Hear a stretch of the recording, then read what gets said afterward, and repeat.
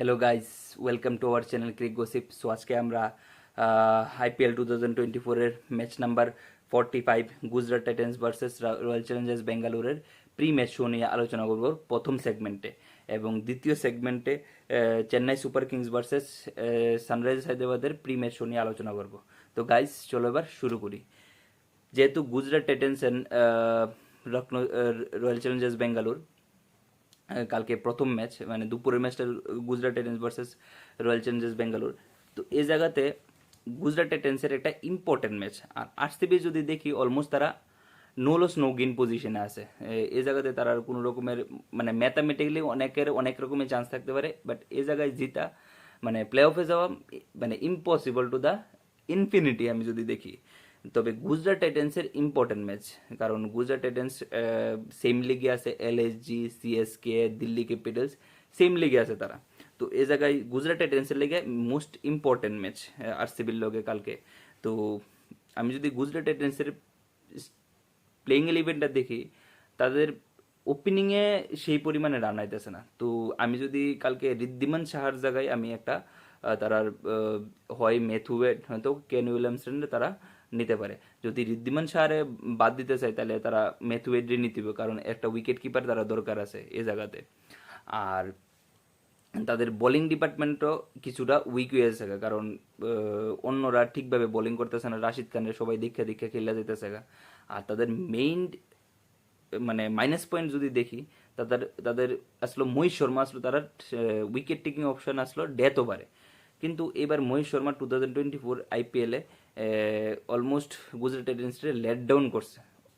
অনেকটি ম্যাচে অনেক রান লিক করছে, আর উইকেটও সেই পরিমাণে পাইছে না। তো এ জায়গাতে মোহিত শর্মার স্পটটা নিয়েও একটু দেখতে হইব। তাদের কাছে অনেকটি ভালো ভালো বোলার আছে, যেমন কার্তিক তিয়াগি আছে, বাট তারা কার্তিক তিয়াগিরে কোনোভাবে ইউজ করতেছে না। তো এই জায়গাতে আমি যদি দেখি মহিত শর্মার জায়গায় কার্তিক তিয়াগিরে কালকে চান্স দিতে পারে, যেহেতু মহিত শর্মা পারফরমেন্সটা সেই পরিমাণে ভালো হইতেছে না। আর তারা যেহেতু রাশিদ খান, নূর আহমদ আর ডেভিড মিলারে তারা তিনজন ফরেনার, একটা ফরেনার হিসেবে ম্যাথিউ ওয়েডরে তারা খেলাইতে পারে। নয়তোবা ওপেনিং ঠিক থাকার পরে তারা বোলিং ডিপার্টমেন্ট আর একটু স্ট্রং করতে পারে জশ ওয়ালিটিল রাইন না। তো এই জায়গাতে আমি মনে করি খুব ভালো একটা অপশন হইব জশ ওয়ালিটিল, যেহেতু বোলিং ডিপার্টমেন্ট একটু স্ট্রং করতে হবে তারা। তো এই জায়গাতে কারণ বিশেষ অনেকভাবে লিক করতেছে, লাস্ট ম্যাচেও তারা অলমোস্ট 200 মোর দেন 200 রান খাইয়ে নিছে। তো লাস্টে চেস করতে পারছে না। তো এই জায়গাতে এই জায়গাটা নিয়ে ভাবতে হবে। বাট আরসিবির তরফ থেকে যদি দেখি, সেমি ইলেভেন খেলানো দরকার, চান্স দো। তো বাকি প্লেয়ারের চান্স দো। মানে আমি যদি দেখি তারা ফরেন বলাররা স্পেশালি ফাস্ট বোলাররা কেউভাবে ওয়ার্কস করতেছে না, মানে কেউ কোনোভাবেই কাজ করতেছে না, কোনো মাঠেই কাজ করতেছে না।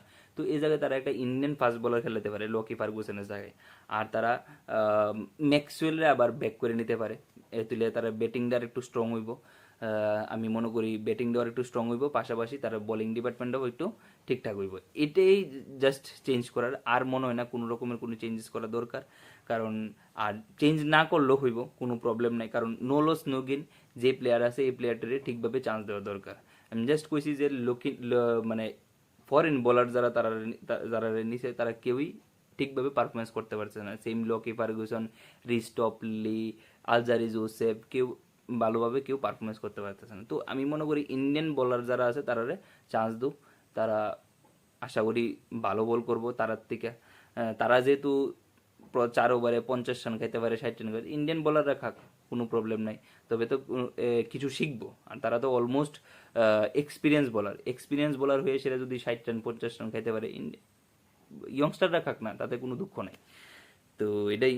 তবে আমি যদি দেখি কালকে মানে টোটাল মানে নজরটা যদি দেখি, টোটাল স্ট্র্যাটেজিটা যদি দেখি, আরসিবির পাল্লাটা একটু ভারী, কারণ আরসিবির লাস্ট ম্যাচটা জিততে আইছে। আশা করি তারা 1 মাস পরে লাস্ট ম্যাচটা জিতছে, তো আশা করি তারা এই উইনিং স্ট্রিকটা ছাড়তে চাইতো না।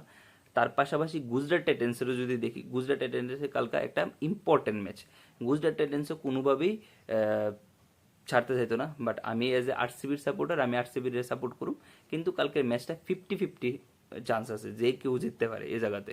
কারণ গুজরাটের মানে হার্ট অ্যান্ড সোল ট্রাই করবো কালকের ম্যাচটা জেতার। কিছু তার কাছে অপশনই নেই যে মানে কারণ জিততেই হইব, কালকে ম্যাচটা জিতলে হয়তোবা তারা ওই লিগটার থেকে বাইরে হয়ে যাবো গা, কারণ পয়েন্টস টেবিলে একটু আগে যাবো গা। তো এটাই জিটি স্ট্র্যাটেজি থাকা দরকার। তো এখন আমরা next match Chennai Super Kings versus Sunrisers হায়দ্রাবাদের। Sunrisers Hyderabad almost in the top four, but CSK in the out of top four. তো মানে টপ ফোরে নাই সিএসকে। তো এই জায়গাতে সিএসকের কালকের একটা ইম্পর্টেন্ট ম্যাচ হায়দ্রাবাদের সাথে, যেটা খুবই দরকার নিজের সিমেন্টেড পজিশনে আনা টপ ফোরে। তো আশা করি সিএসকে কালকে হাড্ডাহাড্ডি একটা টক্কর দিব এসআরএইচ রে। তবে সিএসকের স্ট্র্যাটেজি যদি দেখি, সিএসকের তরফ থেকে অজিঙ্ক্য রাহানে ওপেনিংয়ে ভালো রান করতে আসে না। তারা কোন রকম ভাবে এটা যদি চেঞ্জেস করে, হয়তো বা অজিঙ্ক্য রাহানের জায়গায় অন্য একটা ব্যাটসম্যানরে আনতে পারে, ইন্ডিয়ান হুক। বাট আমার মনে হইতেছে না তারা কাউরে চেঞ্জ করব। কিন্তু তার বোলিং ডিপার্টমেন্টে আমরা মুস্তাফিজুর রহমান রে নিয়ে একটা টেনশন আছে, কারণ মুস্তাফিজুর রহমান আইপিএল এর ফার্স্ট হাফে তার ভালো বল করছিল, যতটুকুই করছে ফার্স্ট হাফে ভালো বল করছিল, বাট লাস্ট ম্যাচে অনেক রান লিক করে নিছে। তো এই জায়গাতে মুস্তাফিজুর রহমান মাইনাস পয়েন্ট হইতেছে। কিন্তু সিএসকে স্ট্র্যাটেজিটা যদি দেখি, মানে হয়তো যতটুকু শোনা যাইতেছে মুস্তাফিজুর রহমানের মানে বাংলাদেশের জিম্বাবুর সাথে একটা সিরিজ আছে, ওই জায়গাতে মুস্তাফিজুর রহমান যাইব বাংলাদেশের হয়ে খেলতে। তো মুস্তাফিজুর রহমান গেলে গা তার এই স্পটটা কে দখল করব? আউট অ্যান্ড আউট চয়েস তার কাছে মহেশ থিকসেনা, বাট তার ফার্স্ট বলে তো একটা দরকার আছে না। তো ওই জায়গাতে কারে খেলায় এটা একটা দেখার বিষয়। দেখা যাক তারা কালকের ম্যাচটাতে কি করে, বাট অলমোস্ট তারা সেম টিমই খেলাইব। আর হায়দ্রাবাদের যদি দেখি, হায়দ্রাবাদও কিন্তু যত যেমন রান করতেছে, হায়দ্রাবাদের কাছে একটা চ্যালেঞ্জ হয়ে দাঁড়াইব তারা চেজ ঠিকভাবে করতেছে না। তো চেজ যেহেতু ঠিকভাবে করতেছে না, কালকে তারা নিজে একটা চ্যালেঞ্জ কইরা, যদি তারা টসে জিতে নিজে চ্যালেঞ্জ করা দরকার, আমরা কিভাবে চেজ করি, চেজের অ্যাপ্রোচটা কী হইতে পারে। যদি তারা এতটি ম্যাচ আইপিএল 2024-এর সবটি ম্যাচ ভালো গেছে, সাপোজ তারা ফাইনালে গেল গা, ফাইনালে গিয়ে চেজিং অপশন পাইলো, ওই জায়গাতে যদি তারা যেভাবে লাস্ট ম্যাচটাতে বেঙ্গালুরের সাথে মানে ছাইরা দিছে, তো এই জায়গাতে এরকম করলে তো সারতো না, তা মানে টাইটেল জিততে পারতো না। তো এই জায়গাতেই এসআরএইচ এর ভাবা দরকার, তারা চেজিং এর অ্যাপ্রোচটা কি থাকা দরকার। তারারও অলমোস্ট প্লেইং 11 সেম সেম থাকবো, বাট জয়দেব উনৎকট লাস্ট ম্যাচে ভালো উইকেট পাইছে। আমি জয়দেব উনৎকটের তবু জয়দেব উনৎকট যেহেতু ভালো পারফরমেন্স করছে তারা রাখবো, কিন্তু জয়দেব উনৎকটের জায়গায় তারা ওয়াশিংটন সুন্দরে খেলাইলে পারে। আশা করি খুব ভালো বোলিংও করব, পাশাপাশি ব্যাটিংও কিছু ডেপথ ওইব আরও। আর আরেকটা চেঞ্জেস করলে পারে, এডেন মার্ক্রামের জায়গায় তারা গ্লেন ফিলিপসটা খেলাইলে পারে, কারণ এডেন মার্ক্রাম এবার সিজনে সেই একটা ভালো পারফরমেন্স করতে পারতেছে না। তো তারা গ্লেন ফিলিপসে চান্স দিলে পারে। তো দেখা যাক তারা কি করে। আমি যদি দেখি মানে তাদের ম্যাচটা যদি দেখি, অলমোস্ট সিএসকের ইম্পর্টেন্ট ম্যাচ, জেতা খুবই দরকার, নিজের টপ ফোরে সিমেন্টেড পজিশনে থাকা। তো আশা করি কালকে সিএসকে ম্যাচটা জিতবো, মানে আমার গাট ফিলিংয়ে কইতেছে সিএসকে ম্যাচটা জিতবো।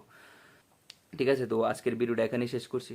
আশা করি তোমাদের ভিডিওটা ভালো লাগবে। ঠিক এমনভাবেই বাকি টিমগুলো সম্পর্কে জানতে আমাদের YouTube channel crick gossip subscribe করুন। তার পাশাপাশি লাইক এবং কমেন্ট করে আপনাদের মতামত জানান। থ্যাংক ইউ, গুড নাইট, শুভরাত্রি।